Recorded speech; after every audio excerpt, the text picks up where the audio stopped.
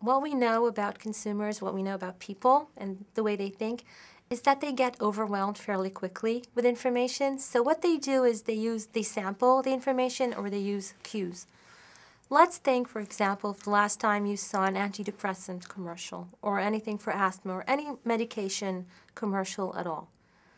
The marketers need to spell out the side effects or potential hazards. Now, how do they do that? They don't suddenly sound an alarming sound and say, people can die, don't take this medication unless blah, blah, blah. You will still see people merrily swinging on a swing or walking around in a field of dandelions and someone saying in the background in a very calm and soothing voice, side effects are that people can die if they take the medication, but it's being conveyed to you.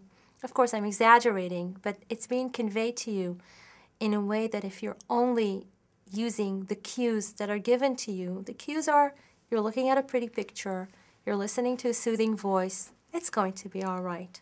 Something else that's happening along these lines is that marketers do present a lot of information. And there's a lot of fine print. And I think as a consumer, you know that there's fine print, you know that someone makes sure that the bad stuff goes in the fine print. And sometimes that's enough, and sometimes you just don't read. We oftentimes receive information about side effects.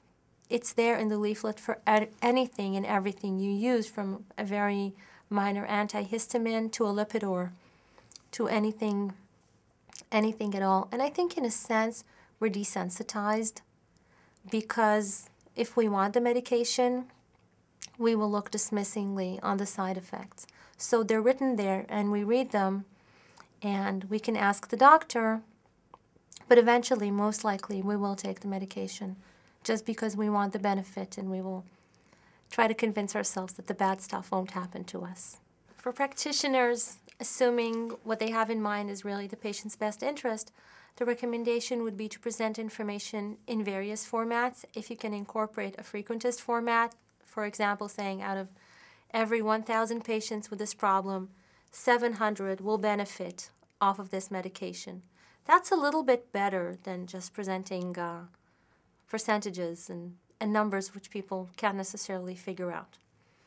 For marketers, you want to do the same, assuming you always want to be clear and transparent, although we know that marketers sometimes take an opposite approach and they can say, take this medication, it will reduce your chances of, for example, having a heart attack by 50%. That's not an absolute risk. That's a relative risk term. And we don't know what the absolute risk is. So the marketer's goal here is not necessarily always to be transparent, because if they wanted to be transparent, they would say, your risk of developing this condition is very low, really. It's 0.2%. So you're reducing it by 50%, which means now your risk is still tiny, except it's tinier. Do you still want to take the medication? That's debatable. So marketers' goals go both ways. They want to convey the information in a clear manner, but they also sometimes want to sway consumers' perspective of how useful, how beneficial the product really is. I think there's something wonderful that marketers can do, and in fact it's advocated in a book chapter that I co-authored on better doctors, better patients, and that is to standardize risk information, to make it available to people in the same way that caloric information is available. So I'm not a dietitian and I'm not a nutrition expert, but I can figure out which cereal is better for me.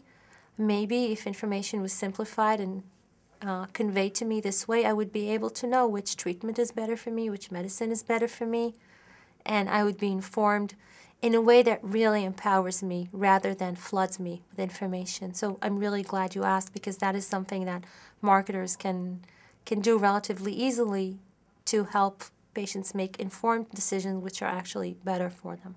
Companies that want to do a responsible job understand that people can't deal with the information on their own. And that's also a really important message to send out there. I think it ties in with the message of compassion. Sending you out a 20-page report saying this is your medical or genetic information, you know what? That's not necessarily helpful. But building into the process someone who will hold your hand and walk you through the information is really very wise. And making this available to people and making it clear that if you need this, it's not because you're weak or stupid, it's just because it's better this way really makes a difference.